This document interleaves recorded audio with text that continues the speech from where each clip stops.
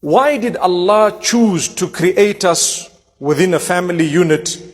And if you look carefully, it's not only a family unit, it's many families put together, and then it is a community and perhaps a town or a city.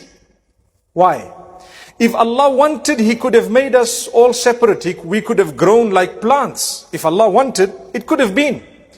But because part of your test is to fulfill the rights of those who are related to you, starting with your parents, that is why Allah wants to give you that opportunity to fulfill the test and to get full marks, if not good marks. May Allah Almighty grant us a deep understanding. And for this reason, Allah has given so much of importance to parents.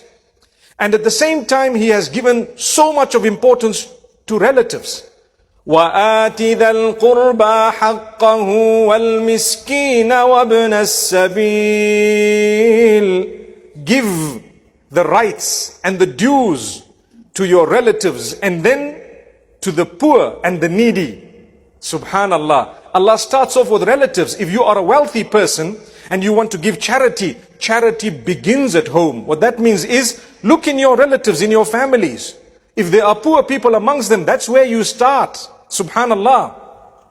You cannot be a wealthy person taking care of the whole world, but your brothers and sisters of the same mother and father, or your relatives of the same family are struggling and suffering, and you're sitting there helping the rest of the world. What did you understand? We are not saying that it's not important to help the rest of the world, especially when there is a greater need.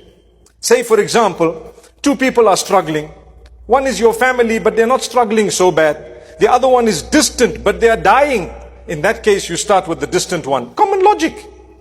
But you must remember, when the two are similar, you need to begin with the ones who are closer to you. It's your duty.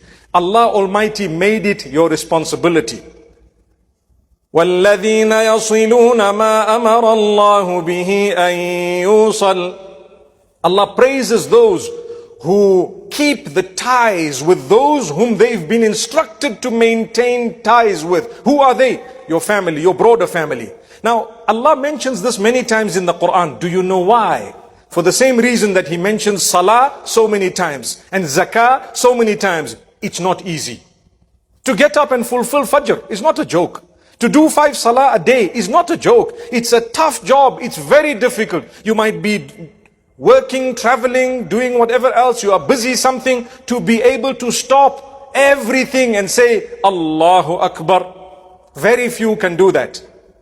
Recently we watched some people during a cricket match. The fellow realized, subhanallah, I owe it to Allah. On the pitch, he decided, here's my salah. It's not easy to do that.